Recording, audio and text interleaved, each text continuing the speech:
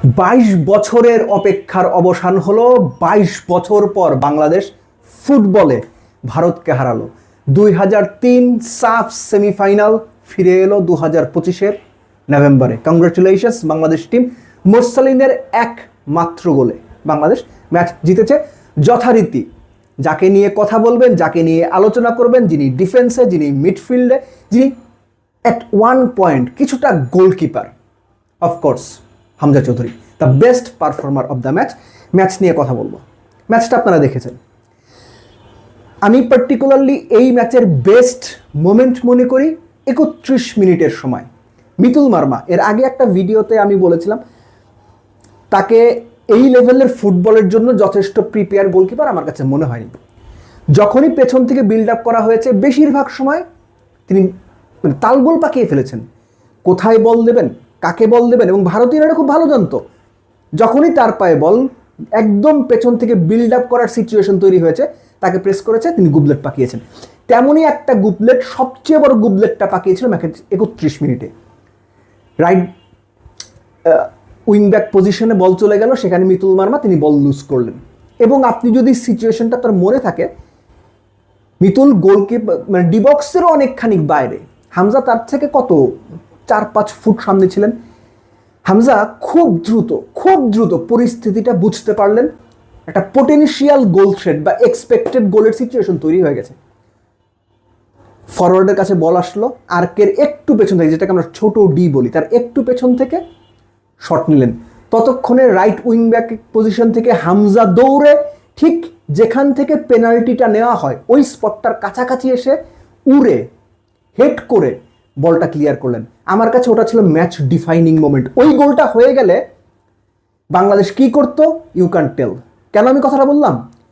Bangladesh second হাফে যে খেলাটা খেলেছে, বাংলাদেশ উইংয়ে কতগুলো বল সাপ্লাই দিয়েছে, মিডফিল্ডের দখল কতটুকু বাংলাদেশের কাছে ছিল, বাংলাদেশ কতগুলো ডিফেন্স চেরা পাস দিয়েছে, কতগুলো আক্রমণ করেছে যেগুলোতে গোল হতে পারত। আপনার মোরসালিনের ওই প্রথম গোলটার পরে বাংলাদেশ সত্যিকার অর্থে ক্লিয়ার কাট চান্স তৈরি করতে পেরেছে 90 মিনিটের পরে যোগ করা অতিরিক্ত সময়ের 4 মিনিটে গিয়ে। প্রথম গোল যে অ্যাসিস্ট করেছিলেন রাকিব, তিনি ইমনকে দারুণ একটা থ্রু পাস দিয়েছিলেন। ইমন পেসের কারণেই হোক, ক্লান্তির কারণেই হোক, ফিনিশিংটা দিতে পারেনি। ইন বিটুইন যে খেলাটা হয়েছে, আপনি একটা চান্স মনে করতে পারবেন বাংলাদেশ একদম out and out clear chance আপনি বলতে পারবেন না। হাভিয়ার কাবরেরার যে থট প্রসেস ছিল, আমার একটা পর্যায়ে মনে হয়েছে, আমরা বলি না যে ফলস 9, একটা স্ট্রাইকিং পজিশন, যিনি 8 নাম্বার, 10 নাম্বার, 6 নাম্বার রোলের একজন ফলস 9-এ খেলেন, আমার ওই রকমভাবে হামজাকে মনে হয়েছে ফলস 4, শ্যাডো ডিফেন্ডার।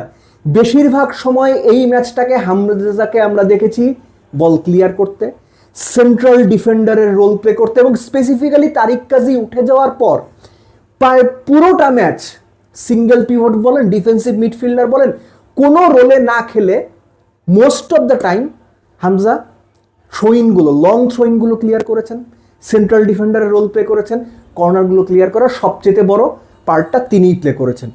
এর আগের ম্যাচটাতে আমরা দেখেছি যে সেকেন্ড হাফে হামজা ওপরে উঠে গিয়েছিলেন এবং সেখানে উঠেই তিনি 2 গোল করেছেন।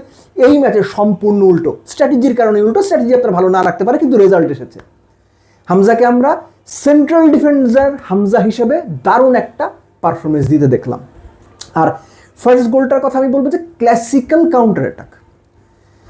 এই গোলটা আসলে আমি যে তুলনাটা আসলে আমি দিতে চাচ্ছি, সাহস করে আসলে বলাটাও একটু ডিফিকাল্ট, যে বিশ্বকাপে অ্যাঙ্গেল ডি মারিয়া ফাইনালে যে গোলটা করলেন অ্যালেক্সিস ম্যাকঅ্যালিস্টারের পাস থেকে, ওই গোলটার কথা মনে আছে আপনাদের? একটা ক্লাসিক কাউন্টার অ্যাটাক, একেবারে ওই রকম না, কাছাকাছি। ভারত অ্যাটাকে ছিল, সেখান থেকে মোরসালিনের পায়ে বল আসলো, ভারতের 2 জন বোধহয় আপনার ওই সেন্ট্রাল মিডফিল্ডের কাছাকাছি পজিশনে ছিলেন। ফার্স্ট টাচে বলটা মোরসালিন লেফট উইংয়ে রাকিবকে দিলেন, এবং Rakib had a very good sprint, দুর্দান্ত স্প্রিন্ট। বলার যেভাবে বল টেনে নিয়ে যেতে আমরা দেখি বা অভ্যস্ত বড় বড় নামী প্লেয়ারদের, এক্স্যাক্টলি এই লেভেল বিবেচনায় ওরকম করে তিনি বল টেনেছেন। ডান পায়ে যে বলটা তিনি মাইনাস করেছেন বা ক্রস করেছেন, সেটাও মোরসালিনের উদ্দেশ্যে, এবং মোরসালিন শুধু 5টা দিয়েই থামেননি রাকিবকে, রাকিব লেফট উইং দিয়ে দৌড়াচ্ছেন, মোরসালিন মাঝখান দিয়ে দৌড়াচ্ছেন এবং শেষ মুহূর্তে গিয়ে বলটা পেয়ে গেছেন, আলতো টোকায় বল জালে জড়িয়েছেন। That was A classic counter এটা। কিন্তু ওটুকু যদি আপনি বাদ দেন, আপনি উইং বলেন, উইং ব্যাক পজিশন বলেন, সাদ কিংবা জায়ানকে আজকে আমরা উঠতেই দেখিনি। ইমন খেলেছেন তার মতো, কিন্তু বাংলাদেশের মূল ফোকাসটা ছিল ডিফেন্স ডিফেন্স ডিফেন্স। সুযোগ পেলে কাউন্টার অ্যাটাকে গোল করে বাংলাদেশ শেষ মুহূর্তে গিয়ে আরেকটা সুযোগ পেয়েছিল, বাট পারেনি। এনিওয়েজ বাংলাদেশ ম্যাচ জিতেছে অবশেষে। এই হংকং চায়নার বিপক্ষে, অমুক দলের বিপক্ষে, তমুক দলের বিপক্ষে, ভাই লাস্ট মোমেন্টে গিয়ে আমরা প্রচুর ড্র করছি, প্রচুর হারছি, লাস্টলি নেপালের সাথেও এটা হয়েছে। অ্যাটলিস্ট 3টা পয়েন্ট তো পাইছি এবং মোস্ট ইম্পর্টেন্টলি 22 বছর পর ভারতকে হারিয়েছি।